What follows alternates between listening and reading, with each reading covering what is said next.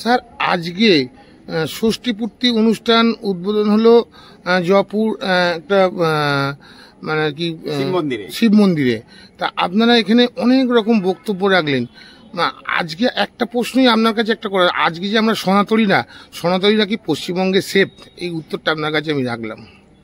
আজকে সনাতনীরা সেফ তো কোনছে, আর কেউই সেফ নেই এখানে। যা বাংলার পরিস্থিতি, সনাতনী বলে কিছু নেই, এই বাংলার কোনো মানুষই এখন সেফ নেই। আমরা দেখতে পাচ্ছি যেভাবে দুর্নীতি আপামর মানুষকে ঘিরে ধরেছে। বাংলার সব নামকরা শিক্ষামন্ত্রী যারা এডুকেশন দেবে তারা জেলে বসে আছে। তো আজকে কি করে আমরা থাকবো? এবং তাই নয়, আজকে দুর্নীতি এমন জায়গায় গেছে, দুর্নীতি করতে করতে কলেজের অধ্যক্ষ তিনি আজ দুর্নীতি করতে করতে নিজের আর মেয়ের মতো আর সেই ধর্ষককেও তিনি আজকে প্রকাশ্যে আনতে পারছেন না, তিনি এখনো ঘুরে বেড়াচ্ছেন। তো দুর্নীতি অধ্যক্ষের কাছে চলে গেছে, মন্ত্রীদের কাছে গেছে, সাধারণ মানুষের কি অবস্থা? তো আমরা সেফ কি করে থাকবো? এটা তো সম্ভবই না। আজকে যে মাননীয়া যে কথাগুলো বলছে, আপনার কি তাতে কি এই যে হিন্দুদের ওপরে যে পাশবিক অত্যাচার হচ্ছে, নানান রকম সমস্যা হচ্ছে, তাতে কি আমরা খুব সেফ আছি নাকি? কি মনে হয় আপনার? তো যদি সেফই থাকবে, আজকে বাংলায় সব জেলায় একদম গ্রামে মানুষ রাস্তায় নেমেছে। রাত্রিবেলা মেয়েরা বাড়িতে থাকে, তারা আনসেফ, তাই তারা রাত্রিবেলা মেয়েরা নেমেছে। এরম তো বাংলায় কখনো দেখিনি। এরম স্বতঃপ্রণোদিত হয়ে বাংলার মানুষ রাস্তায় নেমেছে, প্রতিকার করছে। সরকার, সুপ্রিম কোর্ট চেষ্টা করেছে, করজোড়ে নিবেদন করেছে, বাড়ি ফিরে যাও, সবাই কাজে যুক্ত হও। কিন্তু সবাই বলছে এই যে অত্যাচার, এই যে দুর্নীতি, এর বন্ধ হোক, এর বিচার চাই। যারা দুর্নীতি করেছে, যারা ধর্ষক, যারা মেয়েটির উপরে অত্যাচার করলো, যারা ওখানকার সমস্ত ক্রিমিনাল কাজের সঙ্গে যুক্ত, তারা বুক ফুলিয়ে ঘুরে বেড়াচ্ছে। কালকে এবিপি আনন্দতে আর একজন ডাক্তার ওখানে গেছেন। ডাক্তার বলছে আমি কি করে আমার কলিগকে বলবো কাজে যুক্ত হতে, কারণ যারা এই ধর্ষণের সঙ্গে যুক্ত তারা প্রকাশ্যে ঘুরে বেড়াচ্ছে। তারা যে আর একজন মহিলাকে ধর্ষণ করবে না এর গ্যারেন্টি আমি আমার কলিগকে, আমার বান্ধবীকে কি করে দেব? তাই আপনি বলছেন সেফ, এই সেফ কথা আসছেন কি করে? যদি সেফই হয় তাহলে রাস্তায় নেবে। আর মুখ্যমন্ত্রী বলছে যে প্রশাসন কি করছে, স্বাস্থ্য দপ্তর কি করছে, এই দুটোর মুখ্য ভূমিকায় দায়িত্বে তো উনিই আছেন।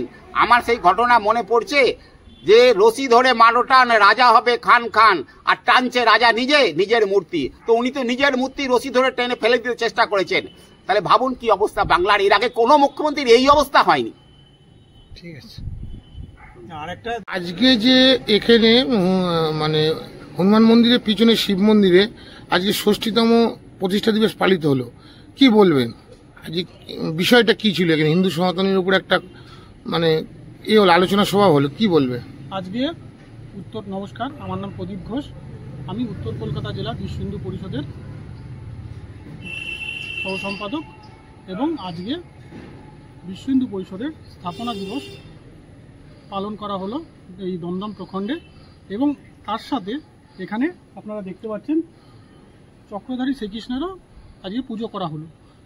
বর্তমান পরিস্থিতিতে আমরা যে দেখতে পাচ্ছি যে সামাজিক যে অত্যাচার চলছে, যে পৈশাচিক অত্যাচার চলছে, একটা বোনের ওপর, আমাদেরই ডাক্তার বোনের ওপর যে অত্যাচার চলছে, তার প্রতিবাদে আমরা সকলে আজকে এইখানে স্থাপনা দিবসের প্রোগ্রামে আজকে আমরা আমি এখান থেকে বার্তা দিতে চাই যে বর্তমান সময়ে আমরা যে শ্রীকৃষ্ণের যে মূর্তি দেখেছি, যে মূর্তিতে শ্রীকৃষ্ণ হাতে বাঁশুরি নিয়ে বা বাঁশি নিয়ে, যে আমরা যেটা এতদিন ধরে মূর্তি দেখে এসেছি, এখন দরকার শ্রীকৃষ্ণের চক্রধারী রূপ।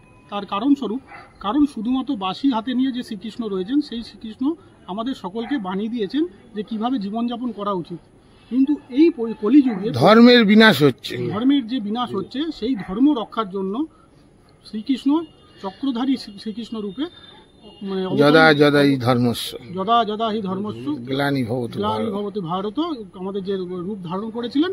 এবং এটা ভগবান শ্রীকৃষ্ণ আমাদের বার্তা দিয়েছেন যে যখনই ধর্মের অবক্ষয় হবে, যখনই ধর্মের বিনাশ হবে, তখন ধর্মের রূপ নতুনভাবে ধর্ম স্থাপনা করার জন্য শ্রীকৃষ্ণ আবার চক্রধারী শ্রীকৃষ্ণ রূপে অবতরণ করবেন এবং সমাজের কল্যাণ করবেন এবং ধর্মের নবরূপে জাগরণ করবেন। নমস্কার। বুঝে বাঘের পিঠে চেপেছেন, বাঘ ওনাকে খেলো বলে। সাধারণ মানুষকে নিয়েই উনি মরবেন। তবে মানুষ প্রতিকার চাইছে, বাঘ মারার তালে আছে। প্রত্যেক দিন রাত্রিবেলা মানুষ জাগছে, ফুটপাত দখল করছে। বাঘ অচিরেই মারা যাবে। আমরা বাঘ মারা যাবে না, বাঘ মেরে দেবে।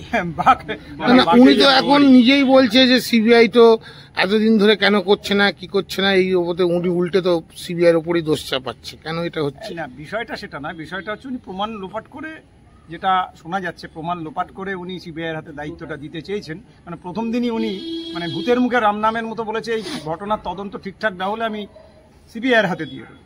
তা এটা ওনার কাছে ভূতের মুখে রাম নামের মতনই মনে হয়েছে। তা ঠিকঠাকই হয়েছে, তার প্ল্যান মতনই 4-5 দিন বাদে কোর্টের নির্দেশে যখনই সিবিআই তদন্ত হাতে নিল সিবিআই, তখন তার আগে একবার ভাঙচুর হয়ে গেল এবং তথ্য প্রমাণ লোপাট হয়ে গেল। যেই কারণে বিগত 21 দিন ধরে সিবিআই শুধু ওই সন্দীপ ঘোষকে ডাকছেন এবং বাড়ি চলে যাচ্ছে। অবশ্যই সিবিআই কোর্টের তত্ত্বাবধানে অনেক কিছু গোপন করছেন আমাদের কাছে। আশা করি 5 তারিখ আমরা কিছুটা তার পাবো তারা কি করছে।